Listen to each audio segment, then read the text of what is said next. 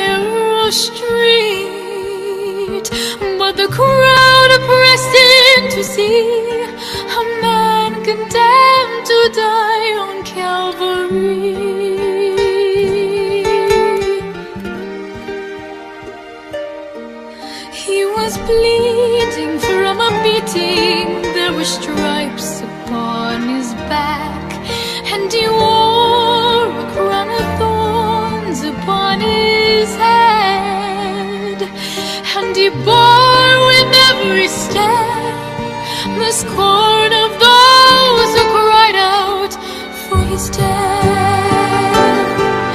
Down the via dolorosa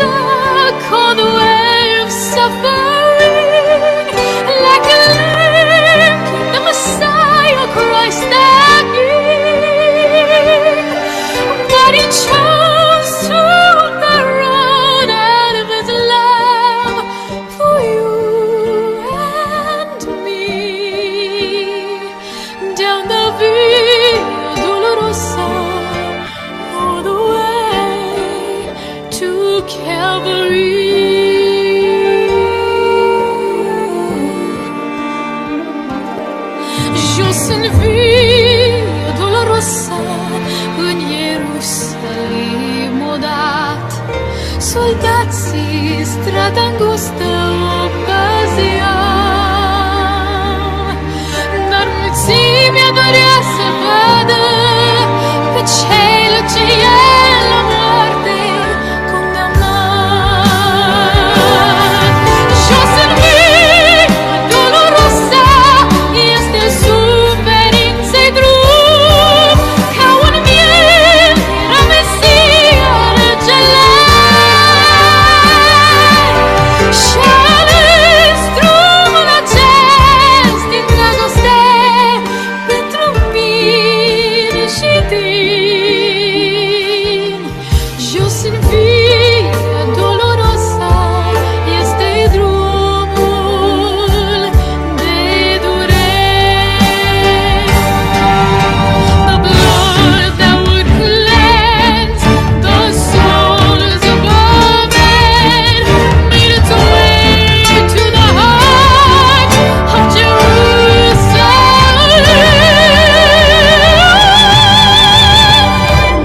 Down the via dolorosa, on the way of suffering, like a lamb, the Messiah proves the King. But he chose to put the road out of his love for you and me. Down the via dolorosa, all the way to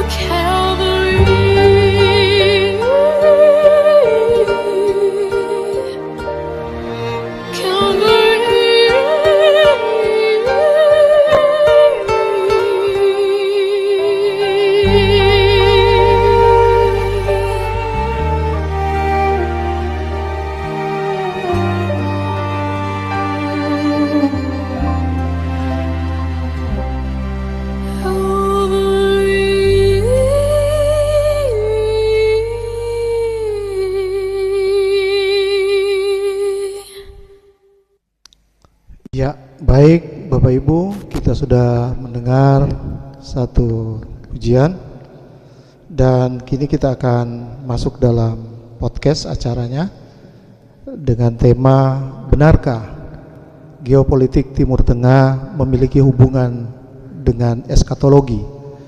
Nah, saya menyapa dengan kasih Bapak Samuel Kuriake Balubun. Selamat malam, Magister Pendidikan. Selamat malam, Shalom Pak Sam. Selamat malam Pak Walda, Shalom. Selamat malam saudara-saudaraku sekalian. Ya, Pak, kameranya bisa di-on kan atau ada sedikit gangguan? Sudah, memang bisa laptop Oke. kamar. Sambil ini dia. Ini Ya. Nyong Maluku, jadi fasung-fasung lo bilang toh. Baik, saya tinggalkan. Ya. Amin. Saya tinggalkan sementara Pak Sam. Saya menuju ke Kapten Jendri Adi Saputra Gandaria, Master Mars, Magister Teologi. Selamat malam Pak Jendri. Selamat malam Pak Pastor Walda. Ya. Selamat malam Pak Samuel Belubun. Selamat malam juga bagi semua saudara-saudaraku yang hadir di sini sebagai satu tubuh Kristus. Kita patut mengucap syukur, berterima kasih, dan biarlah nama Tuhan di dalam Yesus Kristus dipuji dan dipermuliakan. Amin. Ini memang di lokal-lokal kan ada gereja tubuh Kristus secara lokal, ada di Manado, ada di Malaysia, ada di Singapura.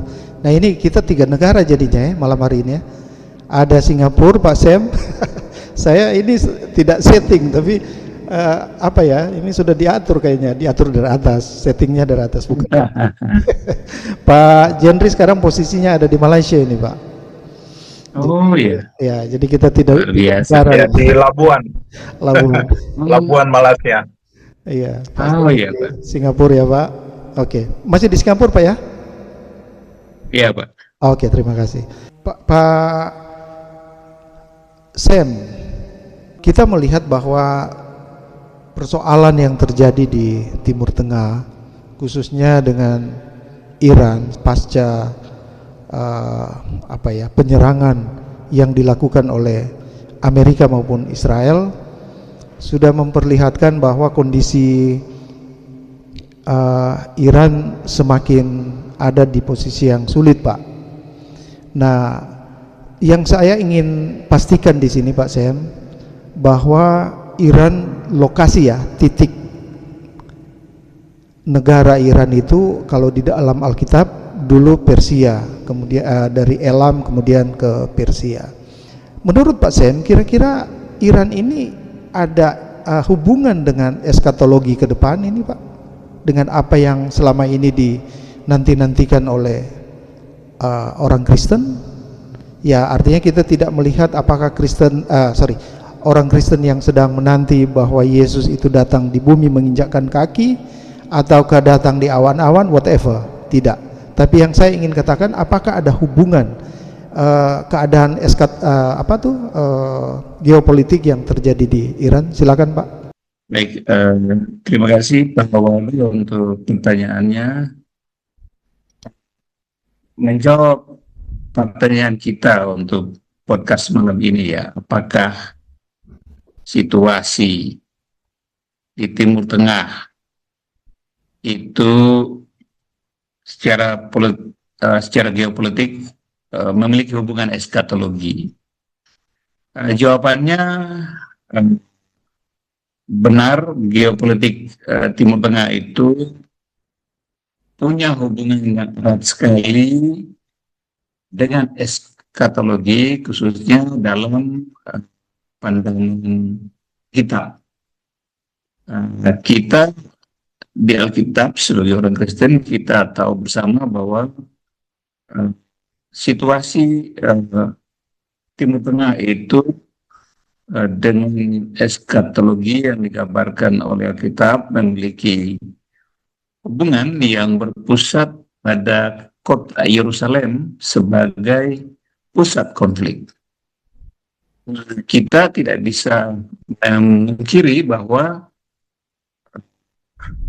adanya serangan dari Israel dan Amerika Serikat ke Iran yang kemudian memicu diblokadenya Selat Hormuz, ini ada hubungan dengan Israel sebagai negara dan juga Yerusalem yang jadi perebutan antar dua peradaban,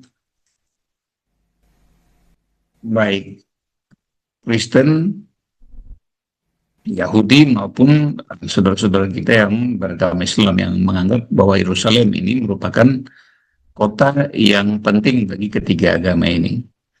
Nah, kalau dari segi Alkitab, kita lihat bahwa di Zakaria 12 ayat 2-3,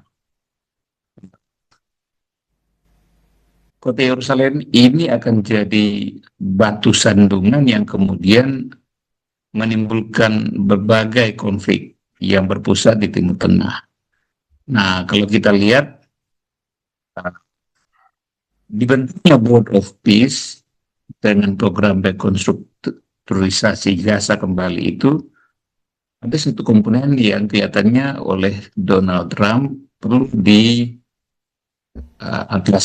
yaitu dukungan-dukungan yang diberikan oleh Iran kepada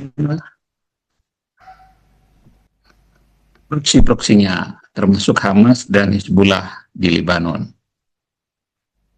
Selat Hormuz sendiri ini, dia kalau kita perhatikan setelah diblokade, dia menjadi sebenarnya dia fungsinya menjadi jalur logistik yang sangat penting. Dan tadi kita pungkiri, dampak dari blokade ini menyebabkan adanya realitas modern yang betul berhubungan dengan nubuat Alkitab tentang akhir zaman. Karena kepentingan negara-negara besar seperti China dan Rusia itu dari segi energi minyak terganggu akibat blokade ini. Dan ini akan ke depan kalau tidak dimitigasi dengan baik akan mendorong terbentuknya koalisi-koalisi negara yang bisa saja menggenapi nubuat yang ada pada Yehezkel 38 dan 39 tentang koalisi besar negara-negara yang kalau kita pakai istilah Gog and Magog. Pak, belum masuk ke situ Pak Sam. Ya. Kalau kita lihat yang tadi Pak Sam katakan bahwa negara-negara seperti Cina maupun Rusia, kondisi minyak mereka yang mereka butuhkan di Selat Hormuz itu sangat penting sekali, dan mereka terganggu seiring dengannya adanya blokade dari Iran. Pertanyaan begini Pak, sedikit Pak, kalau dilihat dari dari hukum internasional, nah ini karena CAP juga hukum internasional itu kan hukum laut Pak ya, jadi itu digunakan untuk seluruh. Kan biasanya di laut itu ada 12 mil, gitu kan? 12 mil yang dikuasai oleh satu negara. Nah, apakah Laut Hormuz atau perairan Hormuz itu memang lebarnya hanya sebesar 12 mil yang menjadi milik Iran, sehingga Iran sendiri mengatakan bahwa bagian itu adalah kebijakan untuk memblokade Hormuz itu adalah milik Iran sendiri. Bagaimana menurut Pak Sam? Sejatinya Selat Hormuz itu masuk wilayah laut yang oleh UNCLOS itu luasnya kan 62 mil ya. Jadi harusnya ada jalur perdagangan internasional yang memberi ruang untuk kapal-kapal tanker dari negara-negara yang berbisnis di daerah-daerah negara sekitar situ bisa lalu lalang dengan luasa. Nah, blokade ini juga akan memicu adanya konflik kepentingan antar negara, antara kelompok negara yang mempertahankan prinsip kebebasan berlayar internasional berdasarkan UNCLOS, dan negara-negara yang mendukung Iran maupun partisipasi dengan strategi yang dikembangkan Iran, entahkah karena kepentingan ekonomi strategisnya ataukah karena memang kepentingan ideologisnya. Nah, ini yang akan kemudian mendorong misalnya ada polarisasi kekuatan seperti negara-negara yang tergabung dalam BRICS dan lain-lain di situ. Jadi dorongan ini akan menyebabkan sehingga peran PBB yang harusnya terkesan bisa menengahi mitigasi navigasi kelautan di area sekitar Selat Hormuz sebagai wilayah laut internasional yang bebas dilayari dan dilindungi oleh hukum internasional, itu jadi terkesan diabaikan. Nah, penutupan Selat Hormuz ini dia betul-betul berdampak terhadap pasokan minyak dunia antara 20 sampai 30%. Ini memang punya dampak serius, bukan cuma terhadap negara yang berkepentingan mengimpor minyak dari sana, tetapi mempengaruhi seluruh rantai suplai pasokan ekonomi, baik dari segi pangan dan lain-lain.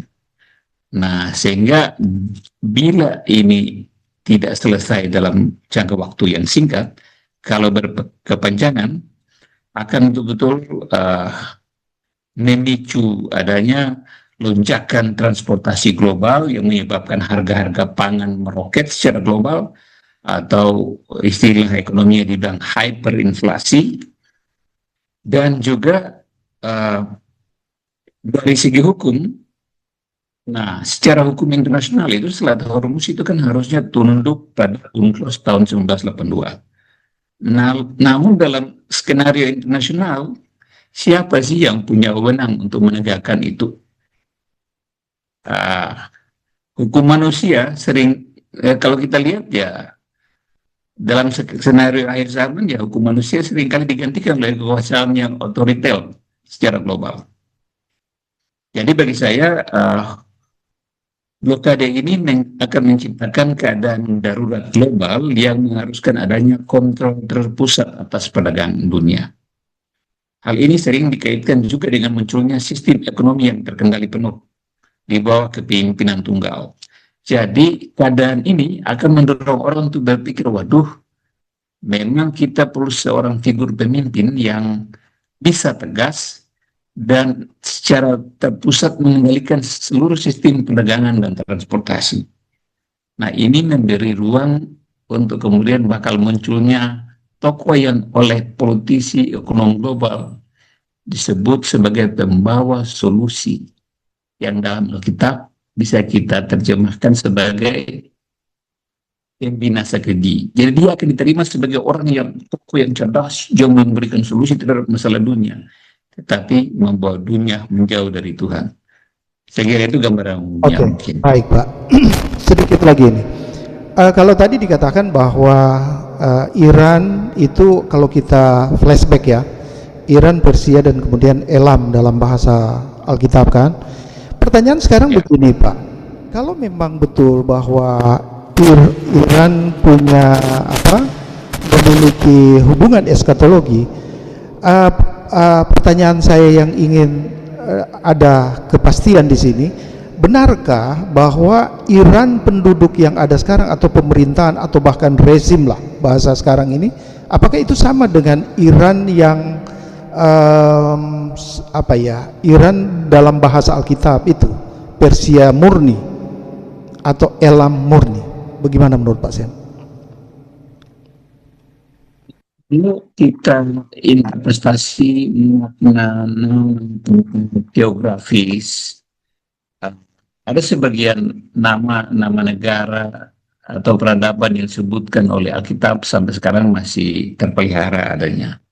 Tetapi ada beberapa nama negara atau wilayah yang juga sudah mulai berubah, dan nama itu akan dipengaruhi oleh perubahan bahasa dan peradaban dan lain-lain. Tetapi secara umum misalnya Elam itu sampai sekarang masih ada teridentifikasi sebagai wilayah geografis yang ada di wilayah Iran. Dan kalau kita perhatikan nubuat tentang Elam ini, Elam dinubuatkan akan dipatahkan busur-busurnya. Nah, karena dulu Raja Elam itu terkenal dengan kekuatan pemanahnya yang luar biasa, sangat disegani. Kalau kita lihat dalam konteks tafsir modern, Iran dengan kekuatan drone-nya, kekuatan rudal balistiknya, dan lain-lain itu hampir mirip dengan busur juga dalam konteks modern. Nah, kalau kita perhatikan dari segi eskatologi sampai sekarang pun mereka sedang dalam masa tegang waktu cooling down karena perundingan coba untuk dicapai, tetapi kekuatan-kekuatan yang dimiliki oleh Elam ini kelihatannya akan dimanfaatkan sebagai kekuatan utama sistem pertahanan mereka, karena dia tahu bahwa kalau perang asimetris, misalnya menggunakan angkatan darat, itu agak sulit karena dia punya dukungan alam yang strategis, sehingga untuk melakukan topografi geografisnya itu musuh akan kesulitan. Sehingga dia sudah memperhitungkan strategisnya, dia perkuat senjata jarak jauh. Karena dia yakin bahwa untuk invasi ke negaranya itu sulit. Nah, ini yang menjadi hal yang unik untuk Elam. Nah, kita tahu bahwa pada fase awal serangan Israel dan Amerika ke Iran, hampir bisa dipastikan sistem pertahanan udaranya sudah tidak berfungsi. Dan sebagian besar dari peluncur roket dan lain-lain sudah juga dimusnahkan. Tetapi ternyata mereka masih menyimpan kekuatan-kekuatan rudal balistik dengan kekuatan jelajah jarak jauh maupun jarak menengah dengan rudal yang besar. So, ini yang menjadi banyak pertanyaan orang juga. Apakah stockpile mereka masih cukup untuk bertahan sebagai juga bargaining chip? Nah, yang menarik, jumlah roket dan drone yang ditembakkan ke Uni Emirat Arab justru jauh lebih banyak dari yang ditembakkan ke Israel. Nah, apa yang coba dimainkan oleh Iran ini mungkin menarik juga untuk kita simak ya. Itu mungkin karena jarak yang jauh, Pak. Kalau misalnya antara Iran ke Israel, jaraknya lebih dekat antara Iran ke Arab ya. Tapi yang menjadi pertanyaan sebelum saya ke Pak Kapten Jendri, Pak, nanti sebentar saya akan tanyakan tadi yang sudah disinggung oleh Pak Sam mengenai Gog dan Magog ya dalam bahasa Alkitab. Saya coba ke Pak Kapten Jendri. Cap, ini tadi yang disampaikan oleh Pak Sam adalah busur dari Elam, kan gitu. Nah, ini sebetulnya melambangkan senjata perang yang digunakan dalam perang. Nah, saya juga teringat ketika sedikit ini cuman mengalihkan sedikit, ketika Allah berkata kepada Nuh bahwa dia berjanji untuk tidak membinasakan dunia dengan air bah. Dia menggantungkan juga yang disebut dengan pelangi ya, atau rainbow bahasa Inggris. Tetapi sebenarnya dalam teks bahasa asli itu kan sebetulnya dia bow, itu menandakan senjata perang yang Allah gunakan gitu. Nah, itu seperti busur. Jadi busur yang diarahkan itu juga bukan ke bawah tapi arahkan ke Allah. Jadi Allah menggantungkan seperti tanda kutip ini, seperti menggantung sarung kalau seorang petinju, seorang pemain badminton gantung raket. Nah, Allah menggantungkan busurnya, menandakan bahwa dia tidak akan lagi menghukum dunia dengan air bah. Kembali ke soal tadi, Cap, yang sudah disinggung oleh Pak Sam bahwa busur Elam akan dipatahkan.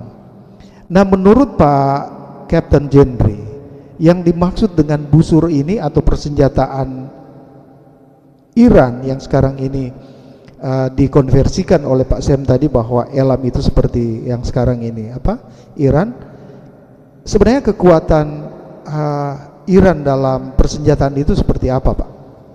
Silakan Kapten Jendri.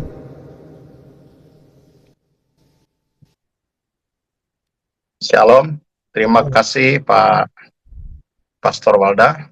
Ya, dan terima kasih juga Pak Samuel Kuriake yang sudah memaparkan jawaban tadi, dan shalom juga bagi semua saudara-saudaraku yang ada di Zoom Grace Ministry ini. Tentang busur itu kalau di eksegese mungkin boleh ya, boleh tidak, karena berita berbeda dengan tafsiran. Jadi kalau kita melihat atau mendengar berita yang sedang berlangsung, memang Iran sesuai dengan apa yang sedang berkembang sekarang, kalau kita lihat kekuatan persenjataannya atau tadi yang Pak Walda maksudkan busur, persenjataan dari Israel, saya kira untuk Iran saat ini sangat terbatas persenjataannya kalau dibandingkan dengan Israel. Israel dengan kemajuan teknologinya mulai dari Iron Beam sampai kepada Iron Dome sampai kepada Iron Beam, kemudian beberapa senjata lainnya seperti Rafael, juga Arrow itu mulai dari Arrow 2 sampai Arrow 3, bahkan sudah mencapai ketinggian sampai satelit ya, perang satelit untuk Israel sudah ready. Jadi untuk kata busur boleh kita katakan itu eh, secara tafsiran memang sebagai persenjataan. Tetapi kalau untuk berita kita harus berhati-hati karena eh, politik atau geopolitik sekarang yang terjadi di sana itu tidak berarti bahwa eh, pertanyaan yang disampaikan oleh Pak Walda yang pertama, apakah tanda akhir zaman ya? Saya kira itu tidak. Karena kalau di Matius 24 ayat 6 tentang engkau akan mendengar deru perang, kemudian ayatnya yang ketujuh tentang gambaran akhir zaman, itu dimaksudkan oleh Tuhan Yesus kepada bangsa Israel. Memang boleh kita pakai itu sebagai tanda-tanda akhir zaman, bukan hubungannya dengan apa yang terjadi dengan Iran dan Israel saat ini. Saya kira itu Pak Wala. Jadi secara singkat, Israel lebih maju persenjataannya daripada Iran. Terima kasih. Baik, terima kasih, Cap. Nah, tadi yang sudah disampaikan Pak Sam juga menyangkut soal persenjataan.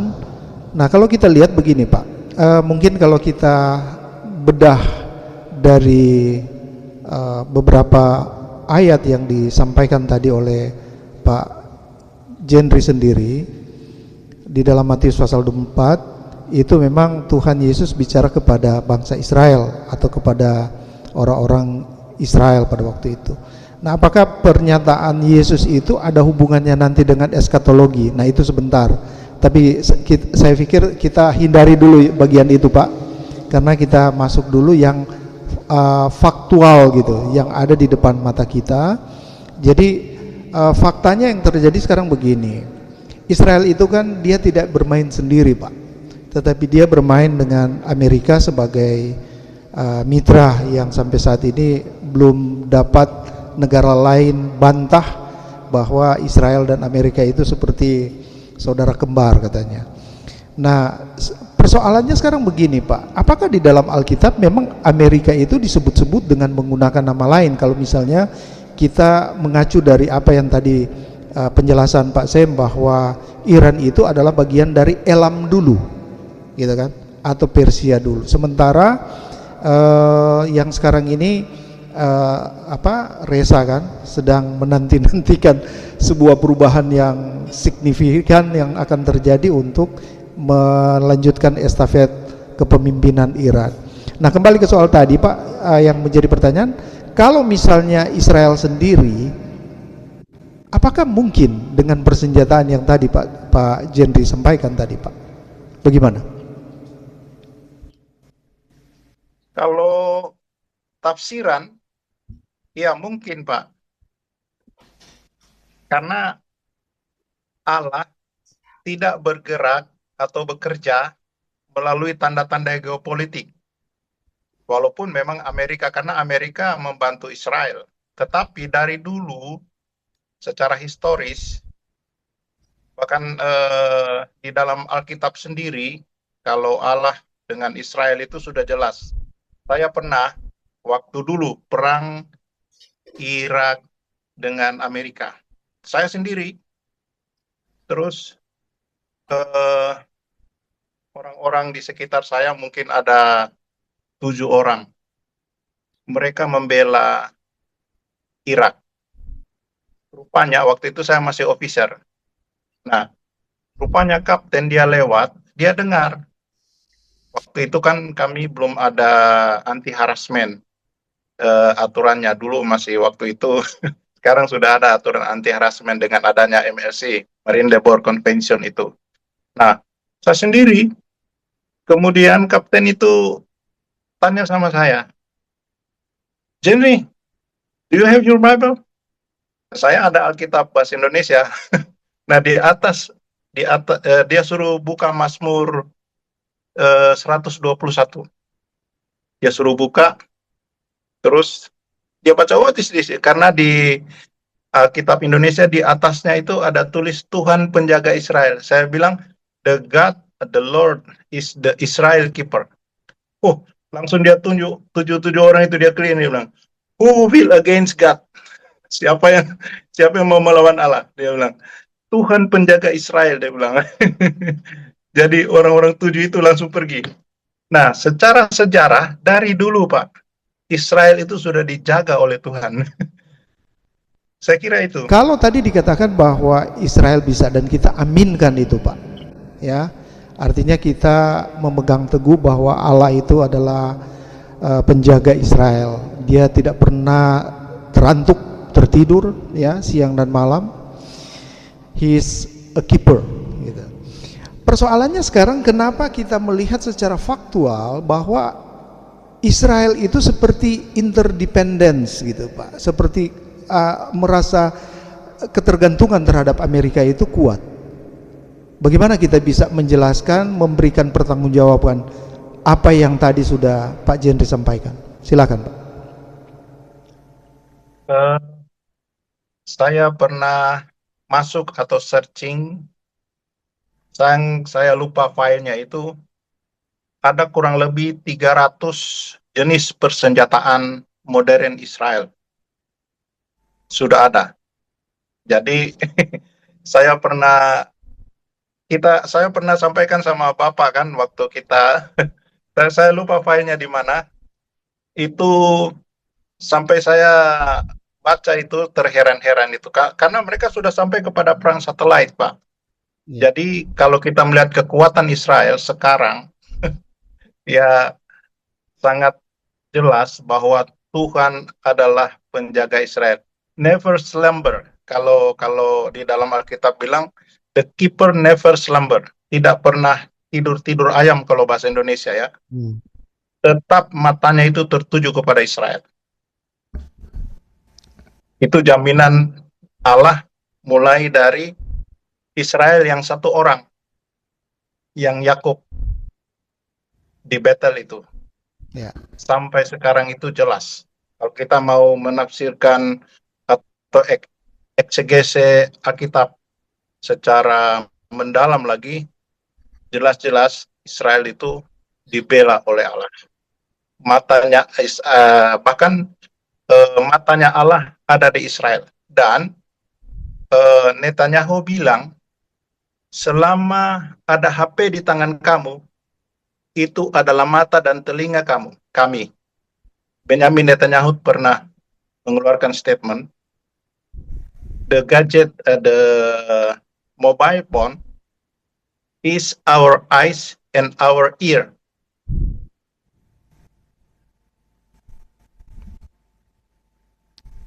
Kita boleh melihat buktinya bagaimana melalui berita, ya, Iran pada tanggal 28 benar-benar secara presisi target-target yang sudah direncanakan itu berhasil.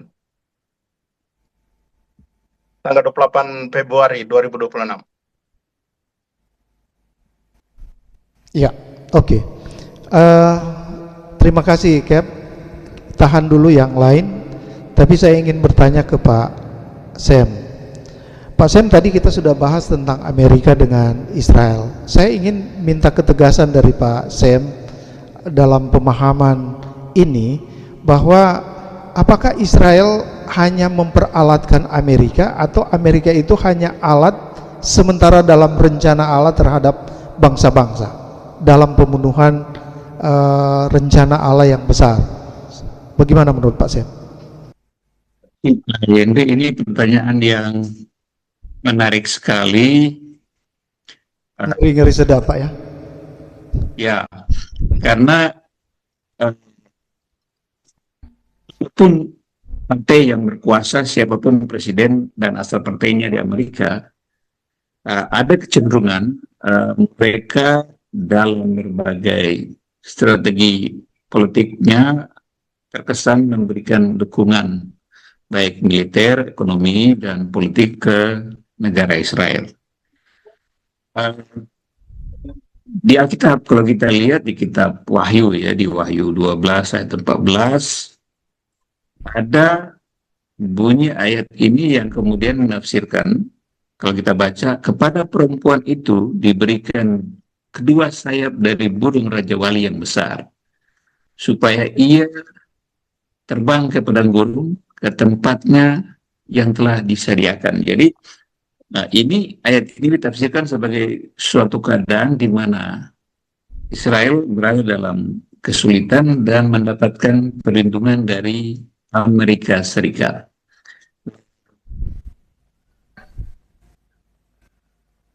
Kata burung Raja Wali yang besar ini oleh sebagian besar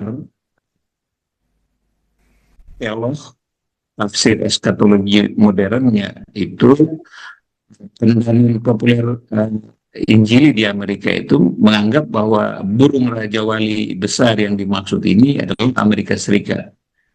Karena Amerika Serikat itu lambang nasionalnya, simbol nasional Amerika itu adalah bald eagle. Sehingga ini memperkuat tafsiran bahwasanya Amerika dalam situasi sulit yang dihadapi oleh Israel memberikan perlindungan dengan kekuatan udaranya ya. Saya kira itu gambaran umum. Banyak teolog yang juga menafsirkan ini sebagai sesuatu yang sifatnya simbolis, di mana Raja Wali juga bisa ditafsirkan sebagai simbol pertolongan dari Allah. Jadi bukan Amerika secara literal ya. Yang Allah bisa pakai negara mana saja, tetapi mungkin tafsirnya lebih kuat Amerika karena kebetulan saja oleh teolog Injili yang populer di Amerika itu kebetulan saja simbol negara Amerika itu bald eagle, dan ini dilambangkan sebagai Amerika Serikat. Saya kira itu, Pak. Oke, baik, terima kasih Pak Sem. Nah, kita sekarang masuk ke yang tadi Pak Sem katakan bahwa ini akan terjadi satu peperangan di Gog Magog. Bukankah peristiwa Gog Magog itu adalah peristiwa penting yang akan terjadi peperangan secara secara universal, secara dunia begitu Pak? Atau orang lain boleh dapat katakan ini peperangan ketiga atau peperangan dunia ketiga? Menurut Pak Sem seperti apa Pak? Kalau kita cermati ya, bersifat progresif. Jadi as the time goes by, seiring berjalannya waktu, akan kelihatan kita coba menghubungkan titik-titiknya. Oh, seperti ini situasinya. Karena sejatinya kalau kita lihat misalnya dalam konteks kondisi geopolitik Timur Tengah dengan blokade Selat Hormuz, itu punya dampak luas bukan cuma terhadap negara-negara yang ada di sekitar selat itu dan 3 negara yang terlibat konflik, Iran, Amerika, dan Israel, tetapi hampir semua negara paling jauh sekalipun mendapatkan dampak baik langsung maupun tidak langsung dengan dinamika yang terjadi dengan blokade Selat Hormuz. Misalnya rantai pasokan makanan, walaupun negara itu dia tidak mengimpor minyak dari Selat Hormuz, tetapi dia mengimpor makanan dari negara tetangganya. Biaya impor yang sebelumnya mungkin $50, akhirnya harus naik jadi 75 karena biaya transportasi untuk mengantar makanan itu makin bertambah akibat naiknya harga energi minyak. Nah, ini akan memicu konflik kepentingan dan adanya kesadaran untuk membuat perubahan global. Nah, orang akan menganggap bahwa PBB ini sudah tidak punya peran yang optimal. Diperlukan semacam suatu tata kelola baru, New World Order, tatanan dunia yang lebih baru. Sehingga masalah-masalah ekonomi, sosial, dan politik itu bisa diatur dengan lebih leluasa. Kumulasi dari kelompok yang setuju dengan cara berpikir ini yang kita sebut dengan globalis, dan kelompok yang masih bertahan dengan cara pandang nasionalis, ini akan berbenturan. Dan bisa saja puncaknya itu adalah perang yang oleh kita disebut sebagai Harmagedon ataupun Gog dan Magog. Nah, kita mesti mengerti baik perang ataupun diangkatnya pemimpin dan lain-lain termasuk antikris itu muncul, itu adalah proses politik. Dan itu akan saling kait mengait. Saya kira itu sedikit gambaran umumnya. Baik, Pak. Jadi dengan kata lain bahwa perang Harmagedon atau perang Gog dan Magog yang akan terjadi kalau secara literal oleh Alkitab di Wahyu menyebutkan itu di Pulau Megido ya, tepatnya di Pulau Megido. Cuma persoalannya sekarang kalau dia Lembah Megido. Lembah Megido ya, sorry, bukan pulau, lembah Megido. Terima kasih Pak Sem. Persoalannya kan lembah Megido itu tidak sebesar yang kita bayangkan kalau terjadi peperangan dunia begitu Pak. Bagaimana Pak Sem bisa menggambarkan satu letak secara geografis itu kecil tetapi itu menjadi pusat peperangan dunia ketiga Gog dan Magog? Kalau kita mencoba untuk menghidupkan tentang air zaman dalam konteks perang, misalnya salah satu tanda itu mengeringnya Sungai Efrat agar supaya mempersiapkan jalan bagi tentara yang akan menginvasi Israel. Dan kenyataannya sekarang Sungai Efrat mengering. Pun alasannya entahkah itu akibat perubahan ekologi atau tingkat kerapatan tanaman di sekitar daerah aliran sungai di Efrat itu berkurang akibat pembukaan lahan pertanian. Tetapi kenyataannya sekarang Sungai Efrat mengering dengan titik terendah. Makanya orang yang menilai bahwa ini bagian daripada tanda-tanda sedang mempersiapkan jalan nanti ada infeksi invasi, dan kita tinggal melihat dan mencoba memahami apakah dengan gejolak yang terjadi di Selat Hormuz ini kemudian akan melahirkan suatu koalisi yang baru, kekuatan yang baru yang kemudian akan memanfaatkan situasi geografis. Misalnya kan digambarkan untuk Armageddon itu di lembah itu akan terjadi gempa sehingga dia terbuka jauh lebih luas. Nah, ini proses yang juga menarik secara geografis, geologis.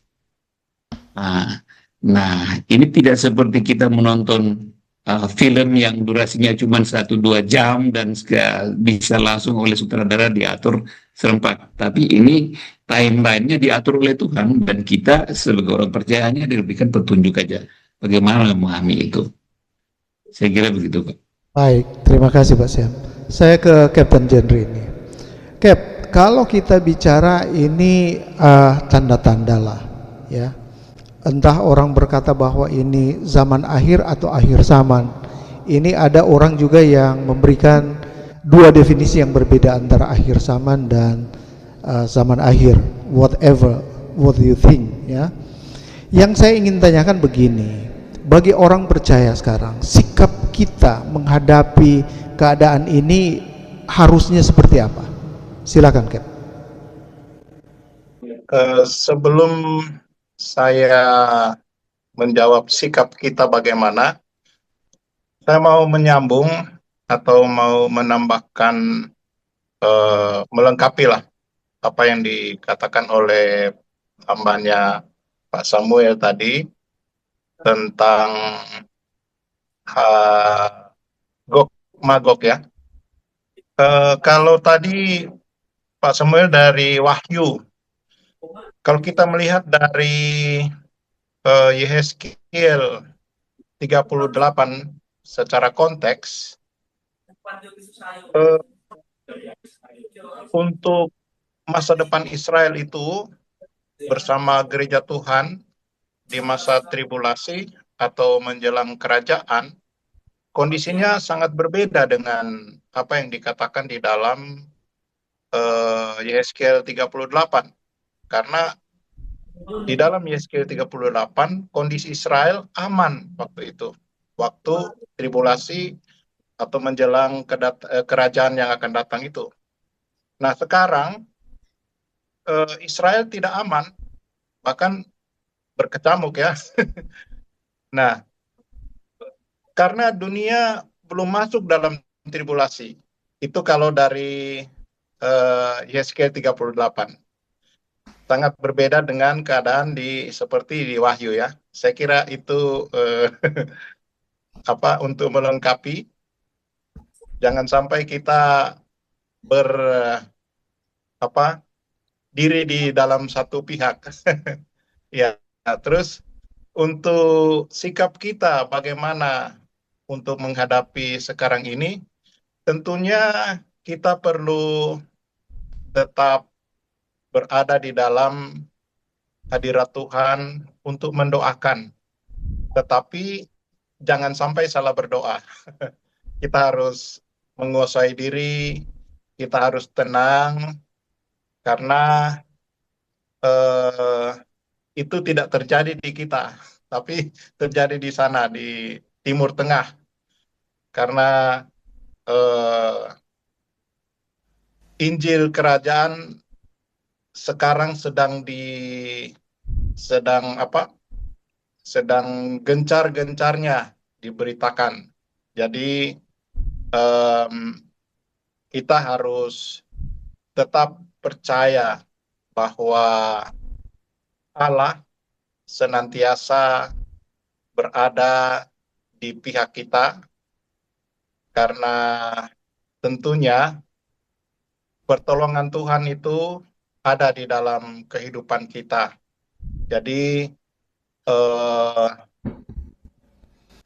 geopolitik Timur Tengah penting di dalam rencana Allah untuk Israel di masa depan, bukan untuk kita. Dan geopolitik atau perang sekarang ini sebagai indikator langsung zaman sekarang, seperti yang dikatakan di dalam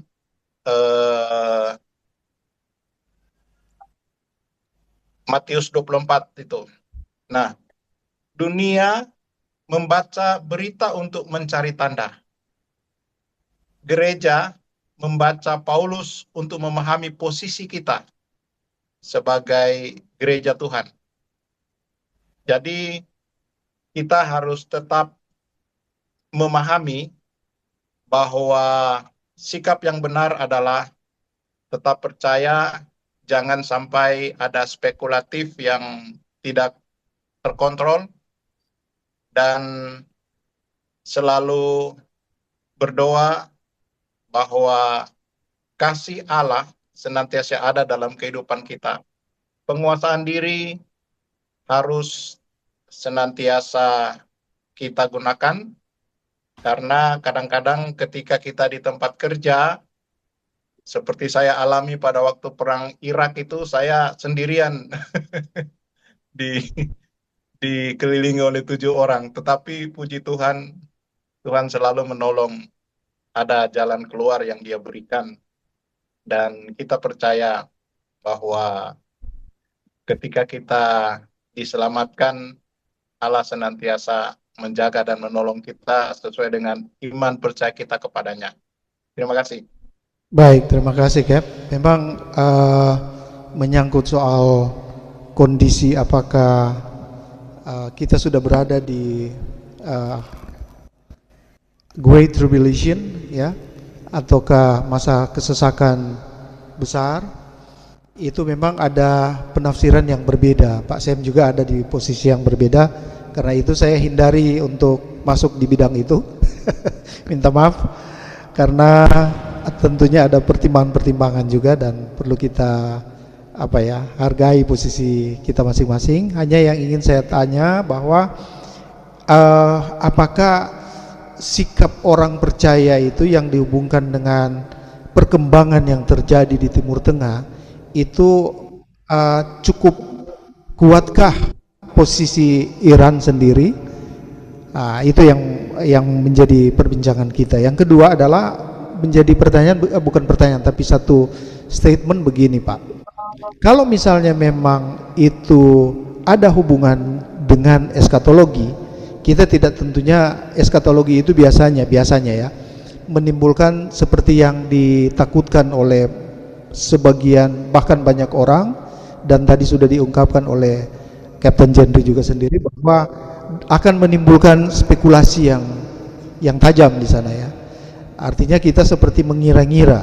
Beda kalau Nabi berbicara, hari ini, tanggal ini, ya, jam ini akan terjadi, dan itu akan terjadi. Nah, kalau kita ini kan tidak lagi ada dalam posisi seperti itu yang bisa bernubuat, tetapi kita hanya tetap faithful begitu ya, iman dan betul-betul setia dalam panggilan.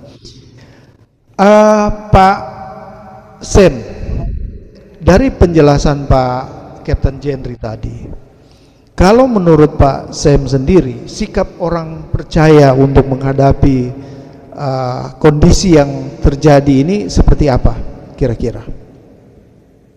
Silakan Pak Sam.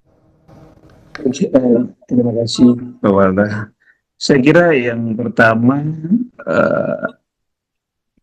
kita itu bersyukur bahwa kita tidak cari tanda, tetapi kita diberitahu oleh Tuhan tentang tanda-tandanya.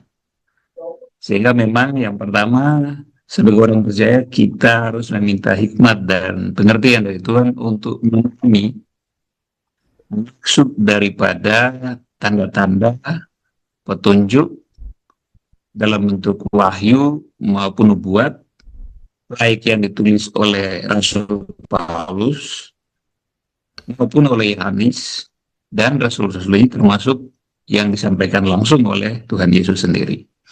Saya mau bilang kita jadi 5 gadis yang bijaksana, yang tahu bahwa Tuhannya akan datang, dan kita tak pernah tahu jam berapakah itu.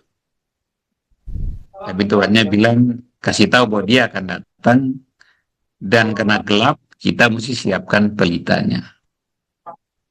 Nah, pelita ini ditafsirkan sebagai iman, ditafsirkan juga sebagai hikmat dan pengertian, dan juga punya pelita tapi tanpa minyak juga cuma nggak bisa nyala pelitanya. Dari 10 garis bijaksana itu sama-sama punya pelita, tapi yang 5-nya tak punya minyak. Ya, minyak sama dengan bekal. So, kita tahu bahwa menjelang kedatangan Tuhan, kita sudah dikasih petunjuk akan ada masa sukar. Berbahagialah ya saudara-saudara yang akan lebih dulu sudah diangkat dan tidak masuk masa sukar itu. Tetapi kalau seandainya kita, dan dunia sekarang mulai terasa sukar, harga-harga mulai naik ketika mulai ada embargo di Hormuz ditutup, mulai kerasa. Kami di Singapura harga-harga mulai berubah, transport juga udah naik, berapa dolar, berapa sen kayak gitu. Bahan pangan juga mulai berasa. Dan kita tidak tahu seperti apa tingkat kesulitan yang bakal akan kita alami. Tapi yang pasti sebagai orang percaya kita tetap teguh dengan iman yang kita miliki, kita sampaikan tentang karya keselamatan yang Tuhan berikan, apapun caranya.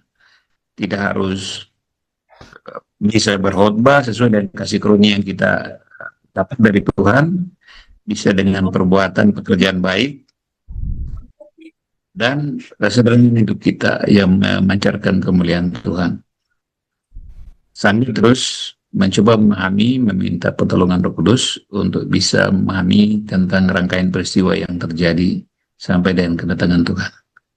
Saya kira itu Pak gambaran umum. Baik, terima kasih Pak Sam, terima kasih Kapten Jendri. Kita akan bertanya ini Pak, tapi yang bertanya bukan saya lagi, tapi nanti dari audiens ya.